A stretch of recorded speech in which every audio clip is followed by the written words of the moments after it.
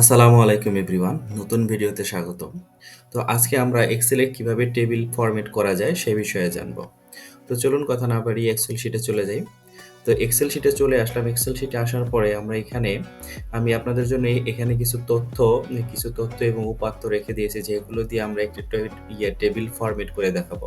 তো table format করার ক্ষেত্রে ২ টা নিয়ম আছে। সেটা হলো আপনি সরাসরি এখানে বর্ডার এবং বর্ডারগুলো ব্যবহার করে, যে এখানে যে বর্ডারগুলো দেওয়া আছে সেগুলো দিয়ে নিজের মতো করে একটা টেবিল তৈরি করে নিতে পারেন।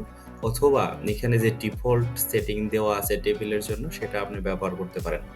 ২ টা ওয়েতেই কাজ করবে। কিন্তু টেবিল যদি আপনারা ডিফল্ট সেটিং যেভাবে দেওয়া আছে হোমের এখানে যে টেবিল ফরম্যাটের অপশনগুলো দেওয়া আছে, এটা যদি আপনারা করেন, তো সেক্ষেত্রে আপনি পিভট টেবিল বা টেবিলের স্টাইল বা টেবিলের যে কাজগুলো সেগুলো কিন্তু আপনি অটোমেটিক টেবিলের অপশনে থেকে অ্যাড করতে পারবেন। আর যদি মনে করেন না, এখানে আপনার মতো করে আপনি এটাকে বর্ডার দিয়ে আপনার নিজের ইচ্ছা মতো আপনি টেবিল সাজাবেন, সেক্ষেত্রে কিন্তু প্রত্যেকটা অপশন নিজের মতো করে সেট করে নিতে হবে। তো প্রথমে আমরা দেখি যে কিভাবে টেবিল সেটিং এর যে অপশনগুলো আছে, টেবিল ফরম্যাট টেবিলের যে অপশনগুলো আছে সেগুলো দিয়ে কিভাবে সহজে একটা টেবিল তৈরি করা যায়। এটা খুব সহজ।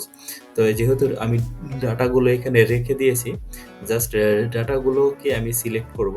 সিলেক্ট করে এখানে প্রথমে আপনার হোমে গেলে এখানে যে ফরম্যাট অ্যাজ টেবিল বাটনটা আছে, এখানে ডাউন অ্যারোটা চাপ দিলে এখানে কিন্তু টেবিলের অনেকগুলো মাইক্রোসফট ওয়ার্ডের মতো অনেকগুলো টেবিলের অপশন কিন্তু এখানে শো করবে। শো করলে পরে আপনি এখান থেকে যে কোনো একটা অপশনকে সিলেক্ট করে নেবেন। সিলেক্ট করে নিলে ও এইখানে আপনাকে টেবিলের যে রেঞ্জটা আপনি সিলেক্ট করে দিয়েছেন সেটাই কিন্তু শো করছে। যদি আপনি এর চাইতে বড় করতে চান বা ছোট করতে চান, তাহলে কিন্তু এখানে রেঞ্জ থেকে আপনি রেঞ্জ বৃদ্ধি করতে পারবেন বা কমাতে পারবেন বা বাড়াতে পারবেন। যেমন আমি যদি এই পর্যন্ত দিই, ও কিন্তু এই পর্যন্তই টেবিলের ফরম্যাটটা আমি নিয়ে নিবে, হ্যাঁ? তো সেক্ষেত্রে আমি এইটুকু দিয়ে দিলাম আগের মতোই। এইটুকু দিয়ে আমি এখানে যদি আপনার টেবিলের যদি আপনার হেডার যদি আগে থেকে যুক্ত থাকে, তাহলে আপনি এটাকে ক্লিক করে দিতে পারেন অথবা আনক্লিক করে দিতে পারেন। দিয়ে আপনি জাস্ট ওকে দিলে আপনার অটোমেটিক্যালি কিন্তু টেবিল হিসেবে টেবিল হিসেবে যুক্ত হয়ে গেল। এবং ইভেন দেখবেন যে টেবিলে ক্লিক করার সাথে সাথে এইখানে দেখেন উপরে, ঠিক উপরের দিকে টেবিল ডিজাইন নামে একটা অপশন কিন্তু এখানে ওপেন হয়ে গেছে। অটোমেটিক্যালি এখানে কিন্তু ওপেন হয়ে গেছে। কিন্তু আমরা যদি এটাকে বর্ডারের মাধ্যমে যদি নিতাম, তাহলে কিন্তু এই টেবিলের অপশনটা আমরা এখান থেকে পেতাম না। তো সেক্ষেত্রে কিন্তু আপনার টেবিলের যে উপাত্তগুলো, যেমন এখানে ফিল্টারিং অটোমেটিক চলে এসেছে। ফিল্টারিং কিন্তু অটোমেটিক আসতো না, আপনার কিন্তু ফিল্টারিংটা সেট করে নিতে হইতো। এখন আমরা দেখি যে বর্ডারের মাধ্যমে কিভাবে একটি টেবিল তৈরি করা যায়। এটাও খুব সহজ। জাস্ট ডাটাগুলো রয়েছে, ডাটাগুলোকে আপনি ফুল সিলেক্ট করে দিবেন। ফুল সিলেক্ট করে এখানে বর্ডারে যাবেন। এখানে মানে আপনি অল বর্ডারও দিতে পারেন, অথবা বর্ডারের ভিতরে আপনি এখানে কাস্টমাইজ বর্ডার আছে, বর্ডার এন্ড শেডিং। তো মানে এইখানে গেলে ফরম্যাট সেলের যে অপশনটা বর্ডার, তো এখানে গেলে আপনি বর্ডারিং গুলো করে, যেমন আমি যদি ইনসাইডে যদি আমি অন্যান্য ডট লাইন গুলো দিয়ে দিই, এভাবে যে ভিতরে দেখতে পাচ্ছেন ডট লাইন চলে আসছে। ডট লাইন গুলো দিলে কিন্তু অটোমেটিক্যালি আপনি এখানে ডট লাইন গুলো চলে আসবে এবং কিন্তু টেবিল কিন্তু ফরম্যাট হয়ে যাবে। সেই ক্ষেত্রে এখানে যদি আপনি ফিল্টারিং অ্যাড করতে চান, ফিল্টারিং অ্যাড করার সহজ শর্টকাট হলো কন্ট্রোল শিফট এল দেওয়ার সাথে সাথে কিন্তু আপনার এখানে অটোমেটিক্যালি কিন্তু ফিল্টারিংটা অ্যাড হয়ে গেছে। হুম? ফিল্টারিং কিন্তু অ্যাড হয়ে গেছে। সেখান থেকে কিন্তু আপনার ফিল্টারিংটা অটোমেটিক কাজ করবে। আর সেই ক্ষেত্রে কিন্তু আপনার যে কলামগুলো যেটা আছে, আমার একটা ভিডিও আছে আপনার সেল ফরম্যাটিং বা রো কলাম ফরম্যাটিং, আমি আই বাটনে দিয়ে দিব বাটন ইয়াগুলো, এবং ভিডিও ডেসক্রিপশনে গেলেও আপনারা সেল ফরম্যাটিং এবং row column formatting blank cell কিভাবে ডিলিট করবেন সবগুলোর ভিডিও ডেসক্রিপশনে লিঙ্ক দেওয়া থাকবে। আপনারা চাইলে ওখান থেকে দেখে আসতে পারেন। আর তাছাড়া এখানে আপনারা ডাবল ক্লিক করে কিন্তু এটার সাইজ অ্যাডজাস্ট করতে পারেন, সাইজ অ্যাডজাস্ট করে নিতে পারেন।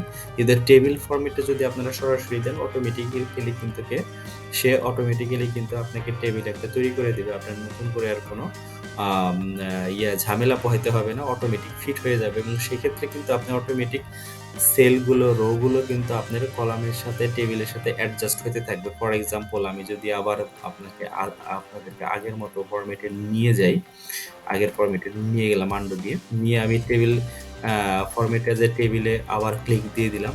ক্লিক দিয়ে ওকে দিয়ে দিলাম। ওকে দেওয়ার পরে দেখেন এখানে কিন্তু ফিল্টারিংটা অটোমেটিক সেট হয়ে গেছে এবং এখানে যদি আমি আরও কোনো যদি আমার সেলারের নাম বা আরও যদি কোনো আমার অপশন লাগাইতে হয় আমি এবিসি একটা কিছু দিয়ে দিলাম। দিয়ে দেওয়ার সাথে সাথে কিন্তু অটোমেটিক্যালি এখানে কিন্তু ফর্মুলা সহ কিন্তু এখানে চলে আসছে। ফর্মুলা সহ কিন্তু এখানে চলে আসছে। আপনি যদি আরো কিছু যোগ করতে চান, এখানে আমি যদি আরো কিছু টাইপ করে দিই, এটাই কিন্তু আস্তে আস্তে বাড়তে থাকবে। কিন্তু আপনার যদি নরমালি বর্ডার দিয়ে যদি আপনি টেবিল তৈরি করেন, শুধুমাত্র আপনার ডাটা যতটুকু আছে ততটুকুই কিন্তু আপনি কাজ করতে পারবেন। তারপরে কিন্তু আর অন্যগুলো আপনি আসবে না, অটোগুলো কিন্তু ওগুলো কিন্তু ম্যানুয়ালি আপনাকে কাজ করে দিতে হবে। এইটা গেল আপনার টেবিল ফরম্যাটিং এর খুব বেসিক একটা এক্সাম্পল। আরো যদি অ্যাডভান্স কিছু চান তাহলে আপনি পিভট টেবিল বা ফিল্টারিং সিস্টেম, স্লাইস ফিল্টারিং আছে, হ্যাঁ? স্লাইস ফিল্টারিং আছে। সেখানে গিয়ে যে এখানে আপনার টেবিল অপশনে গেলে যে মানে ইনসার্ট স্লাইস এখানে থেকে যে কোনো একটা বা মাল্টিপল স্লাইস আপনি সিলেক্ট করে নিতে পারেন ফিল্টারিং এর জন্য। যেমন এটা যদি আমি সিলেক্ট করে দিই, এখানে একটা ফিল্টারিং এর জন্য স্লাইস মানে ইয়া হয়ে গেল, অ্যাড হয়ে গেল। এখানে যদি আপনি করিমকে সিলেক্ট করেন, করিমের যত ডাটা আছে এখানে কিন্তু অটোমেটিক্যালি শো করবে। মিলনকে যদি দেন আপনি সেক্ষেত্রে এভাবে শো করতে থাকবে, হ্যাঁ? এটা যদি আপনি দিয়ে দেন একসাথে কয়েকটা আপনি এখানে শো করবে। এটাকে বলে হলো ফিল্টারিং স্লাইস। ফিল্টারিং স্লাইস বলে দেখেন এখানে একটা স্লাইসের অপশন আছে। স্লাইসও আবার করা যায়, কাস্টমাইজ করা যায় বা আপনি অ্যারেঞ্জমেন্ট করা যায়। এগুলো কিন্তু অ্যাডভান্স লেভেলের কাজে আপনাদেরকে পরবর্তীতে করা হবে, দেখানো হবে। ইনশাল্লাহ আমাদের সাথে থাকবেন পরবর্তী ভিডিওগুলো দেখার জন্য। এভাবে কিন্তু আপনি চাইলে টেবিলটাকে ফরম্যাট করে নিতে পারেন খুব সহজে। এটাকে যদি আমি আরেকটু সুন্দর করতে চাই তাহলে কিন্তু এবিসি কোম্পানিকে আমি এখানে দেখেন এখানে মার্জ করে দিলাম। সেলটাকে মার্জ করে দিয়ে কিন্তু মাঝখানে নিয়ে আসলাম। এটাকে আমি মার্জ করে দিই। আপনাদেরকে সম্পূর্ণ কাজটা একটু দেখিয়ে দিই একবার, জাস্ট আপনার কাজগুলো মনে করানোর জন্য। এখানে আমি যদি সেলটাকে রোটাকে যদি আমি ডিলিট করে দিই এখান থেকে কন্ট্রোল মাইনাস দিলেই কিন্তু ডিলিট হয়ে যায়, অথবা এখান থেকে আপনি ডিলিট করে নিতে পারেন। দিলে এখানে কিন্তু এটাকে যদি আমি লেখাটাকে একটু বড় করে দিই, 20 দিয়ে দিই, এখানে যদি আরো একটু বড় করে দিই, এখানে 14 করে দিলাম। তো এইভাবে কিন্তু আপনি ফরম্যাট করে নিতে পারেন। চাইলে এখান থেকে আপনি প্রিন্ট প্রিভিউ দেখতে পারেন যে প্রিন্ট প্রিভিউতে কেমন আসলো। প্রিন্ট প্রিভিউতে এরকম আসছে। চাইলে আপনি এটাকে আরো অ্যাডজাস্টমেন্ট করতে পারেন, আরো সুন্দর করতে পারেন। যেই রকম চান সেরকম করতে পারেন। এখানে এটাকে বড় করে আপনি এটাকে অ্যাডজাস্ট করে দিতে পারেন। এখানে এই যে একদম এখন দেখবেন একদম ফুল পেজ চলে আসছে। এখন কিন্তু অনেকটাই সুন্দর হয়েছে। এখানে আপনি চাইলে কালার ব্যবহার করতে পারেন, বিভিন্ন ধরনের কালার, বা আপনি কালার উঠায়ও দিতে পারেন। এখানে গেলে নো কালার যদি দিয়ে দেন আপনি নো ফিলে কিন্তু চলে যাবে, হ্যাঁ? সো এভাবে আপনারা এখানে আরো ডিজাইন আছে। এখানে কিন্তু ডিজাইন স্টাইল থেকে কিন্তু আপনি চাইলে যত রকম জিনিস আছে এখানে কিন্তু ডিজাইন স্টাইল আপনি কিন্তু চেঞ্জ করে নিতে পারবেন, বা আপনার নিজের ইচ্ছা মতো কিন্তু নিউ টেবিল স্টাইলে গিয়ে কিন্তু আপনি নিজের মতো করে ফরম্যাট করে নিতে পারবেন। তো এটা গেল হচ্ছে টেবিলের জাস্ট একটা বেসিক ধারণা। তো পরবর্তী ভিডিওতে আমরা পিভট টেবিল যখন কাজ করব তখন অ্যাডভান্স লেভেলের কিছু দেখানোর চেষ্টা করব আপনাদেরকে। আপনাদের যদি টেবিল বিষয়ে বা সেল ফরম্যাটিং বা টেবিল ফরম্যাটিং সম্পর্কে কোনো ধারণা বা আরও যদি কোনো জিজ্ঞাসা থাকে কমেন্ট করতে পারেন বা আমাদেরকে মেসেজ দিতে পারেন। আমরা রিপ্লাই দেওয়ার চেষ্টা করব এবং সেই বিষয়ে নিয়ে ভিডিও বানানোর চেষ্টা করব।